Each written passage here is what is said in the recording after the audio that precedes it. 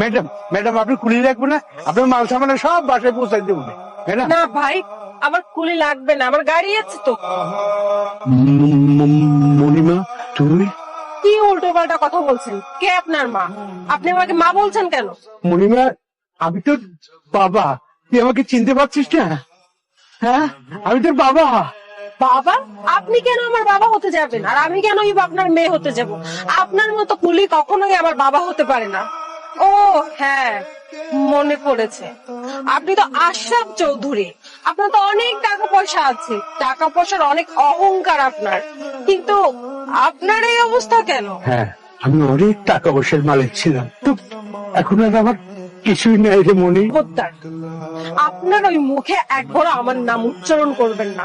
আমি আপনাকে চিনি না, না আপনি আমাকে চিনেন। আমি পুরনো সব সম্পর্কের কথা ভুলে গেছি। আপনার সাথে আমার কোনো সম্পর্ক নেই। আপনি একজন বাজারের কুলি, এটাই আপনার পরিচয়। আর আমার পরিচয় আপনার জানার কোনো দরকার নেই।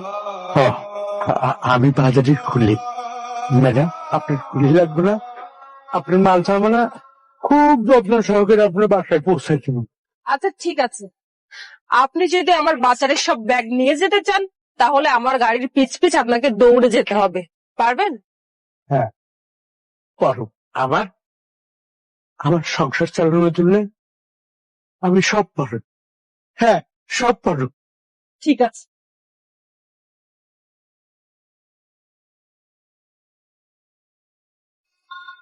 এই ঝালমুড়ি দাও তো।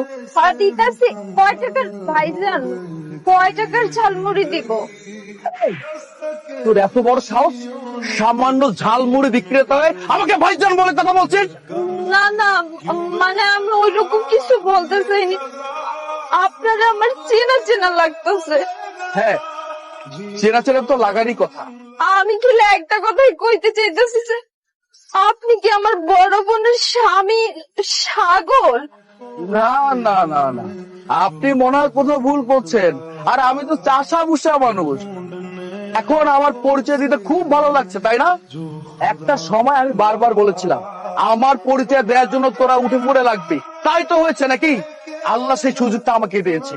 আমি তোর সাথে খারাপ ব্যবহার করছি তার একটাই কারণ, শুধুমাত্র তোকে শিক্ষাটা দেওয়ার জন্য।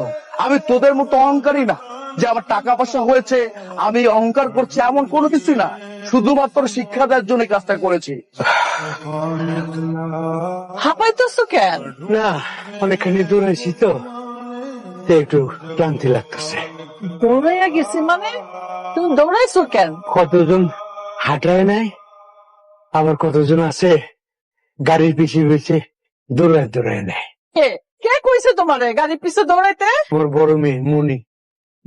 তোমার বড় মেয়ে এখন অনেক বড় লোক, অনেক টাকার মালিক।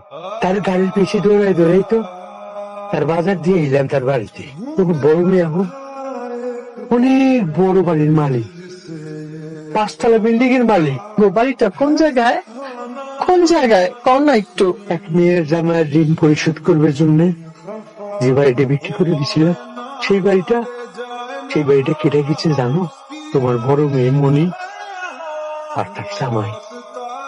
এই বাড়ির মালিক এখন তোরা। আসলে সব দোষ আমাদের। আমরা বড় মেয়ে বড় জামাইরে কত ছোট করছি, অপমান করছি, গেট থেকে দূর দূর করে তাড়াই দিছি। আজকে দেখো, আজকে ভাগ্যক্রমে ওরা থাকে 5 তলায় আর আমরা গাছতলায়। এই নিয়তি। মন খারাপ করবো না তো কি করবো বলো?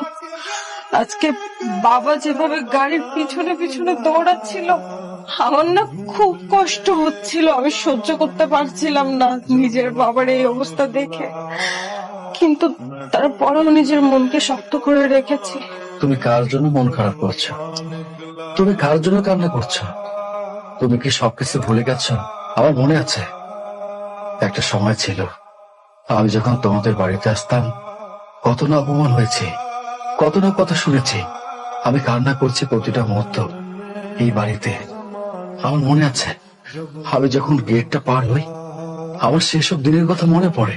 আমার মনে পড়ে যে এই জায়গাটা আমি কান্না করেছিলাম, এখন এই বাড়িটার মালিক আমি।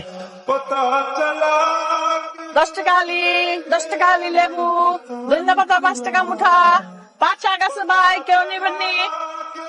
লেবু নেবেন স্যার? 10 টাকা আলি, ভালো, অনেক সুন্দর ঘেরা। কি ব্যাপার, আপনাকে এত চেনা চেনা লাগছে কেন? আপনি কি এলাকার নতুন ব্যবসায়ী? মানে এর আগে আপনাকে তো কখনো আমি